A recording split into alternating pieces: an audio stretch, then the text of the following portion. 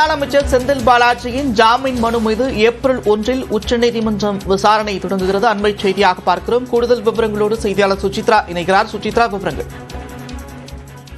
சட்டவிரோத பணப்பரிவர்த்தனை வழக்கில் தொடர்புடைய ஜாமீன் மனுவை தற்பொழுது வரும் ஏப்ரல் 1 விசாரிக்க உள்ளதாக உச்சநீதிமன்றத்தினுடைய விசாரணை பட்டியல் தெரிவித்துள்ளது. முன்னாள் அமைச்சர் செந்தில் பாலாஜியுடைய தனக்கு ஜாமீன் வழங்க கோரியும், மிக முக்கியமாக இந்த சட்டவிரோத பணப்பரிவர்த்தனை வழக்கில் நீண்ட நாளாக ஜாமீன் வழங்கப்படாமல் சிறையில் இருப்பதை கருத்தில் கொண்டும் தன்னுடைய உடல்நிலையை கருத்தில் கொண்டும் இந்த ஜாமீனானது வழங்க வேண்டும் என்ற ஒரு கோரிக்கையை வலியுறுத்தியும், அது மட்டுமல்லாமல் கீழமை நீதிமன்றத்தினுடைய அந்த விசாரணைக்கு தடை கோரியும் அவர் தாக்கல் செய்த அந்த மனு மீதான விசாரணை ஏப்ரல் 1 நீதிபதிகள் அபய் ஓகா மற்றும் முஜல் பயான் அமர்வில் விசாரணைக்கு வரும் என்று தற்பொழுது உச்சநீதிமன்றத்தினுடைய விசாரணை பட்டியல் அதிகாரப்பூர்வமாக வெளியாகி இருக்கிறது.